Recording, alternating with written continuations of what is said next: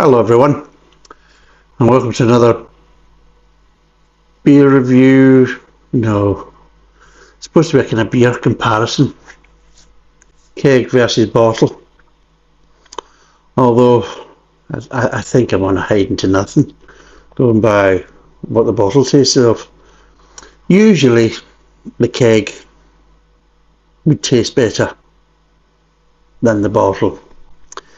In this case, I don't think it's really going to make that much of a difference.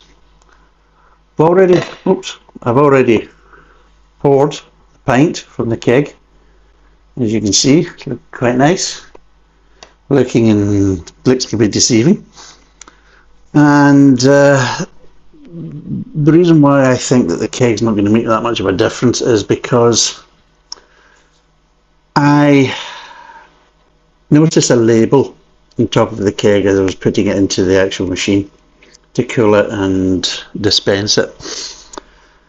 And the thing that kind of stood out to me on this label was the use by date, and it was used by the end of February next year, which tells me it's definitely not a live beer in that keg. I think what they've done is they're just taking the existing kind of pasteurised beer that's in the bottle and just actually put it in the keg. So I don't think there's going to be that much of a difference, but you never know. So today we're doing, well, I think you knew I was kind of dreading this one, but we're doing the Higson's Bitter. They're bitter ale at 3.8%, and yeah. Shall we crack it open? I'm not going to do any whiskey in this because at the end of the day, I've got two bloody beers that potentially could be awful. I know definitely one of them is going to be awful, but let's see what the comparison's like. Well, I'm noticing a bit of a difference in colour.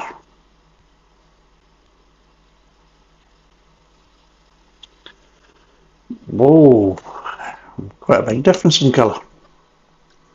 So that's the bottle, and I'm made sure they're in different shaped glasses. And there's a keg.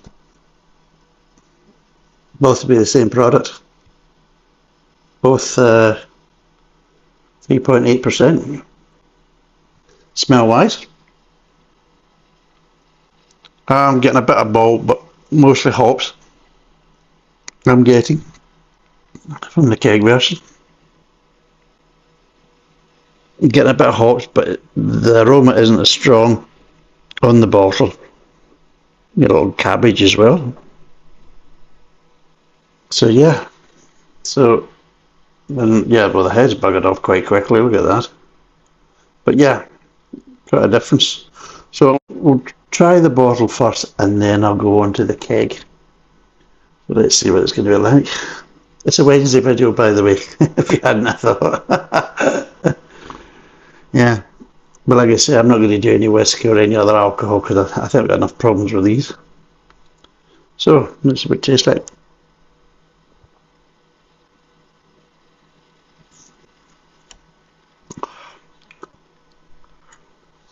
It's hops again, by God. Sharp in the old hop front, so it is. Hold on, I'm just going to basically sort something out here because I'm doing a bit of 3D printing, and I'm getting the fans that are kind of, I don't know if you can pick them up, but I'm getting the kind of heater fans kind of kicking off, so I'm just going to turn them down just now. Oh! You noisy bastards. Go on. Where's the... Oh, bloody hell.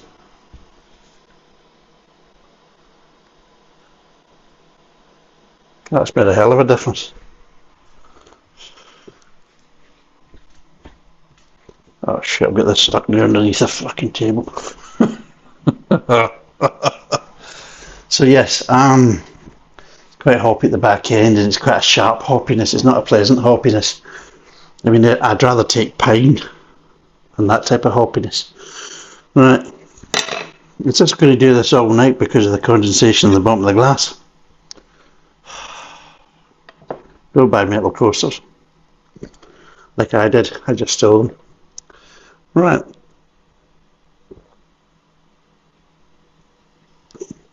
Oh, oh, oh. Hops are sharper than that. Jesus. Oh. If I thought the hops were bad in this, this is like Townsend at fucking 5. Seriously. Name of God. Bloody hell. Yes. Does have a bit more malt to it as well. Strange enough. Notice that rid of my bongos. Instead of having bongos sticking at the top of my head, so we thought a better option would be a guitar neck. Oh, this is fuck. I don't look like a twat, is it? Again.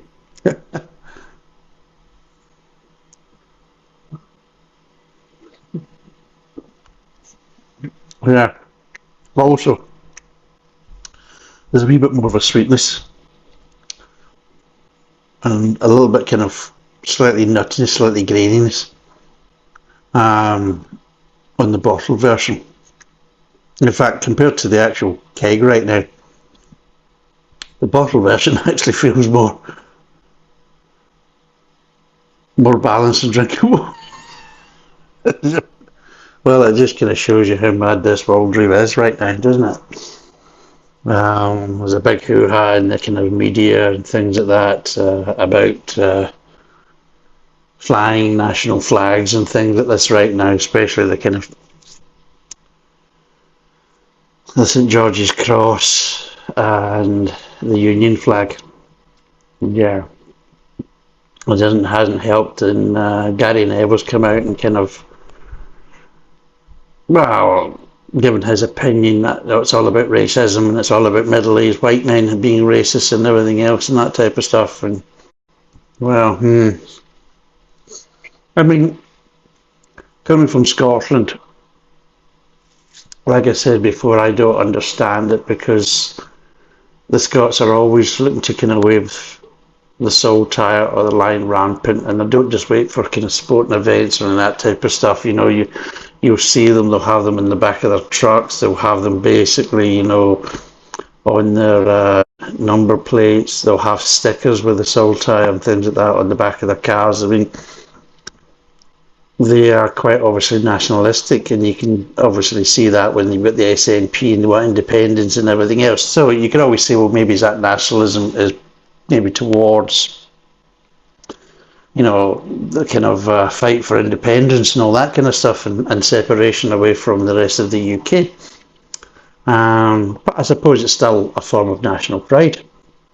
Funnily enough, that isn't really classed as racist, but apparently, you know, people who are flying these flags now in England and things like that, that is being construed as racist and everything else, which I think they're kind of missing the point, and I think this is the problem why these flags are being flown, because people don't really have a kind of an outlet.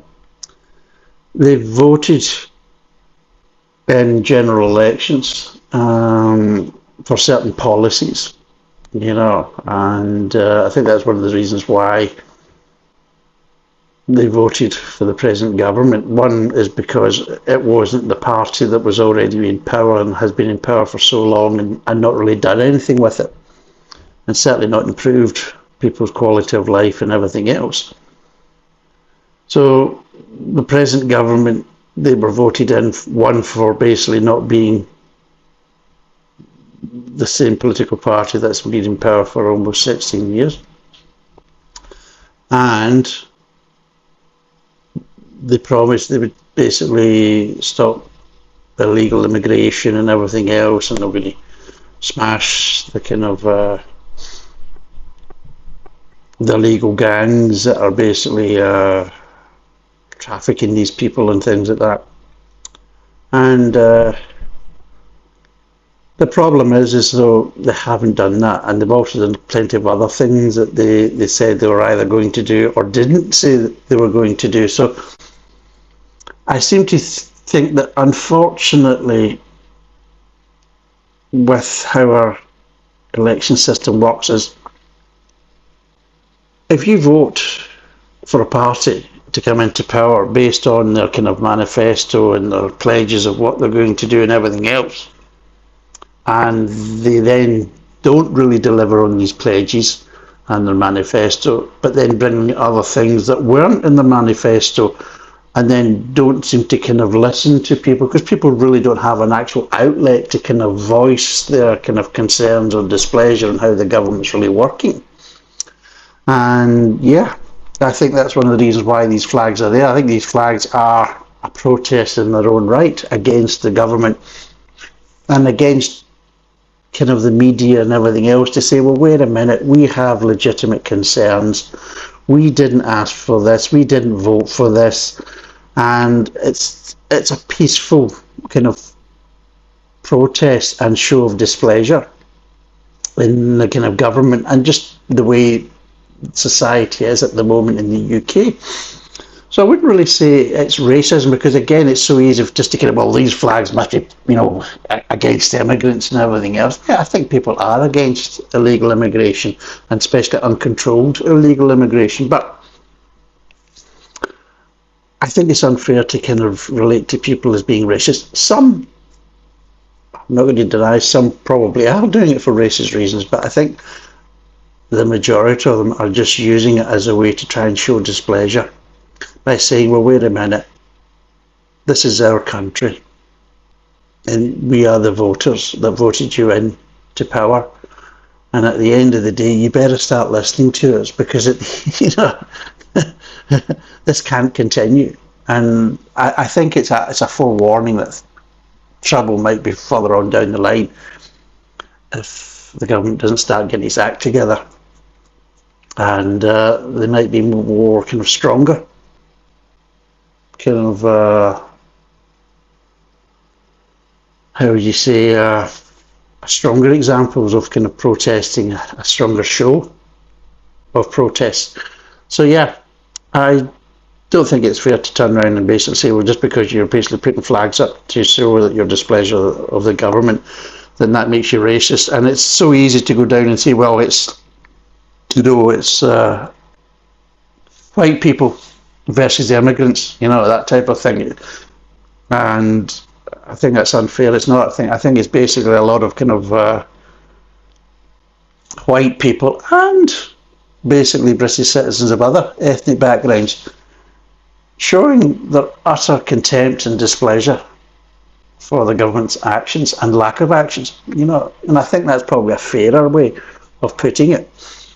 But yes, apparently there's a big hoo-ha because Gary Neville's called basically every kind of white middle-aged man racist and things like that. Although he didn't mind taking the money to perform in front of a lot of these kind of white middle-aged men, and obviously middle-aged men of kind of other ethnic backgrounds as well. So let's be totally honest, he didn't mind doing that. So yeah, lest he forget where his fortune came from, And another thing that's a case is, I like this where they turned around and he said that I played for my country. I'm nationalistic. Yeah, you are, and that type of stuff. But let's be totally honest. If you ask the average man in the street, would they like to pay for their national team at football for free? I think most men would probably say, and women would probably say, yes, we'd love that chance if they're into football or things like that, Whereas Gary Neville and all the rest, yeah, they do obviously play for their country. There's a lot of national pride involved in that. But they also get paid for it as well. It's not voluntary, There's cases where they get paid for it. And they also get bonuses if they win tournaments and everything else and that type of stuff. There's nothing like money to kind of help promote national pride, Ask the SNP about that one. But anyway, yeah, I think it's a case as though that Gary Neville's definitely in a privileged position and has been for quite a number of years. And to bite the hand that once fed him, they might not be feeding him now, but they were definitely feeding him in the past when he was playing football. And to basically call them out as being racist, I think that's unfair. I really do. And while there might be a small minority that are actually doing it for these reasons, I think it's just a way of people trying to kind of show their displeasure against the government. Because how else do they do it? This is the one big problem, is if you're not happy with the government, or the government isn't performing or doing what they actually promised or what they were voted to do, well, what do? We just have to sit there and kind of twiddle our thumbs until basically their time's over and we get a chance to vote them out? Come on. There's got to be a better system. Whereas if there's got to be a review, I think it'd be a good thing is there should be a review after so many years. If they're in for at least, within the first couple of years of a new parliament, then they should be basically reviewing their performance and see, well, are they actually doing anything, and what other additional policies or actions have they done that weren't in the manifesto or weren't part of their pledges and everything else, and just a kind of reviewing their performance and see whether they deserve to continue. Because I think if they had a halfway point of reviewing, I think it'd be a bit different. I think people would probably, governments would maybe try and kind of stay closer to the pathway that they were promising during the election. What do you think? Because I think it's a case it's amazing how everybody else in their jobs get basically reviewed. If you're working for a company, you've got your yearly review. Make sure you're meeting your KPIs and making sure that, hey, you're doing what the company wants you to do for that pittance they're paying you. Yeah.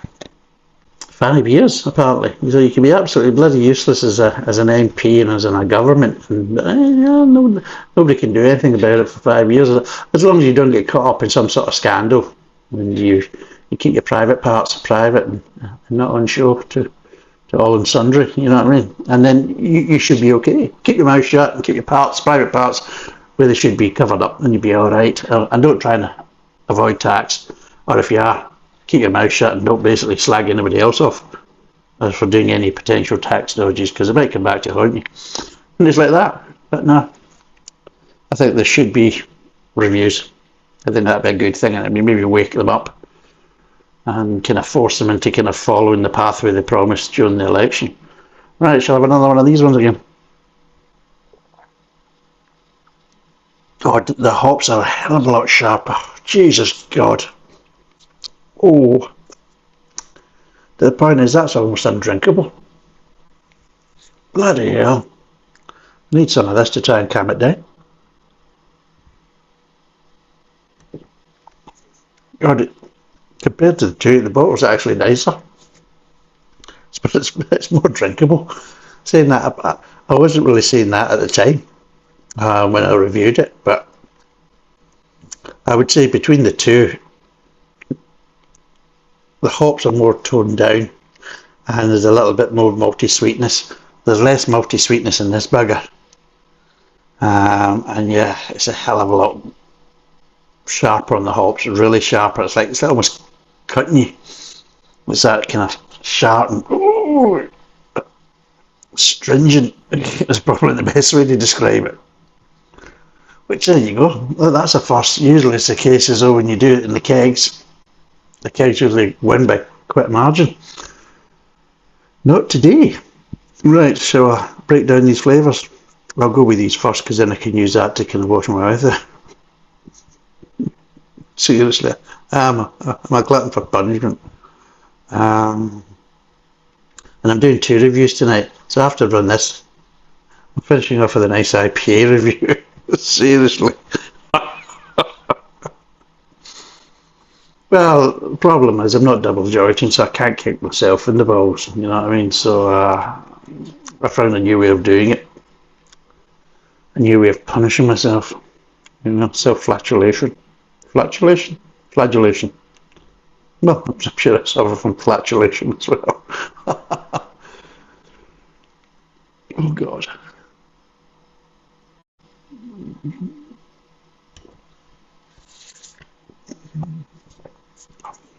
Oh, that is. Oh, it's rife. Oh, right. Starts off with you get a bit of malt.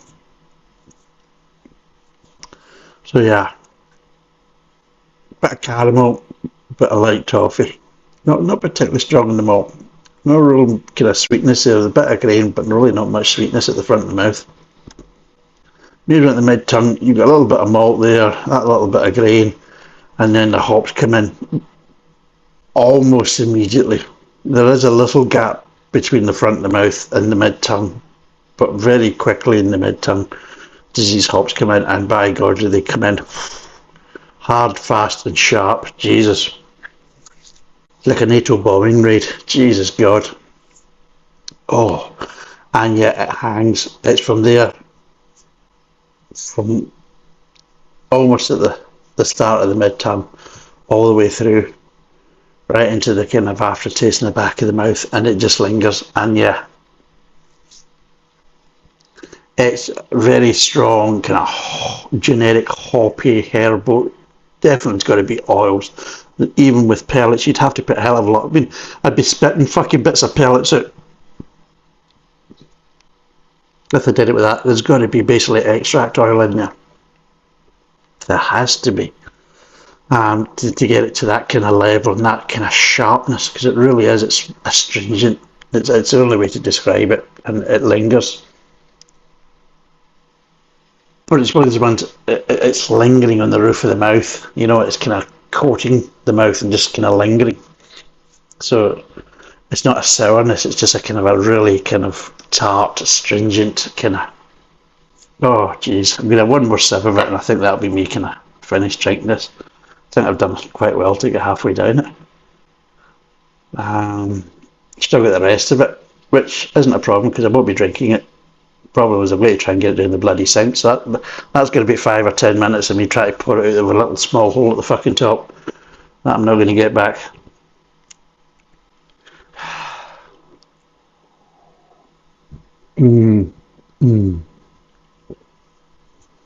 It's alright if you hold it.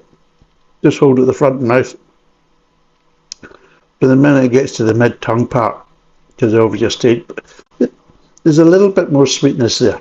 Maybe it just take me a while to get acclimatised to it. Take another one and see if it gets any better.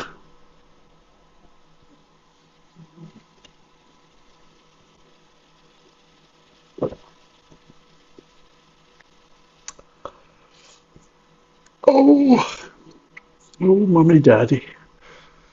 Oh, right. Well, oh God, does it linger? Fuck, does it linger?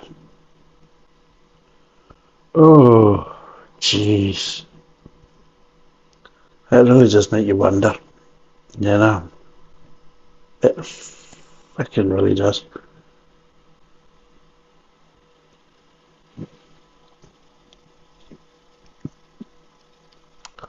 Yeah, more sweetness. Maybe there's more sweetness, but the malt isn't as strong, and you can probably see that even just by the colour. You know, there's not such a kind of strong malt flavour. I mean, you are getting caramel, maybe a little hint of toffee, but you're not getting the kind of darker flavours of the malt in the bottle version, but you are getting a bit more sweetness and a little bit more grain. Moves on to the kind of mid-tongue. And you've still got the malt, you've still got the grain, you've still got that bit of sweetness. But up until kind of halfway, just past halfway in the mid-tongue, you're also getting a little hint of nuttiness as well, just a little bit of hint of nuttiness.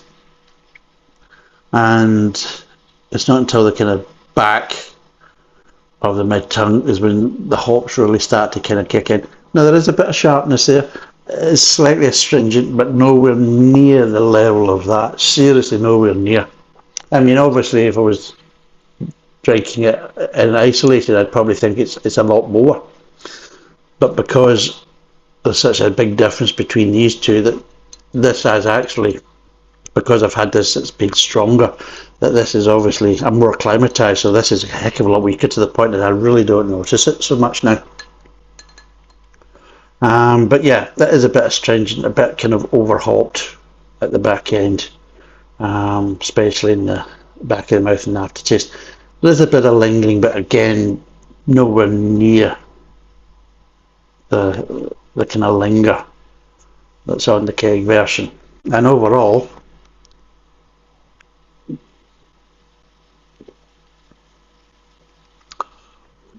bottle version is actually quite pleasant compared to that. I'll be totally honest.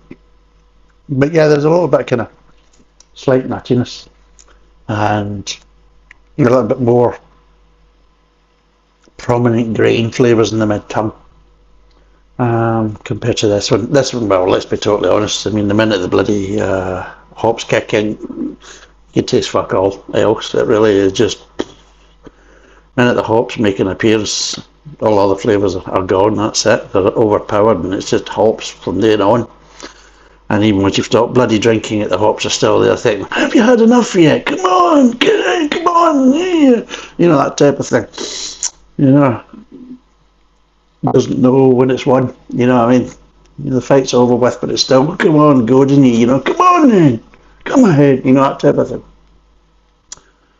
Yeah, it's bad, which is a first. I'll be totally honest, that's a first.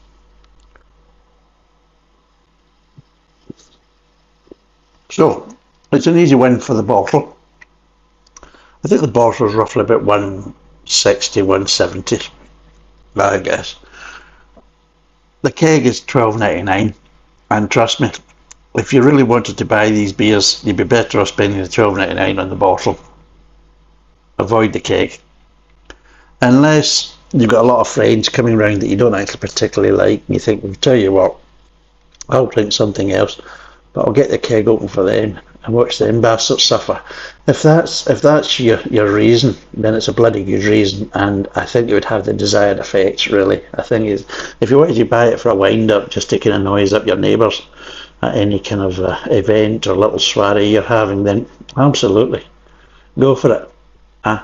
And watch them suffer, you know, film it. That's what I would do. And get a mop and bucket, because I think a lot of them would be spitting it out on your laminate floor or your deep shag tiled carpet, you know. Yeah, your accent stuff. But yes, not as bad as I thought, because the bottle is actually saving us, but by God, I mean, I thought the bottle was going to be the worst part of it, or the keg was going to be kind of similar, but no, the keg's on steroids. So yeah, what would I give the keg out of 10?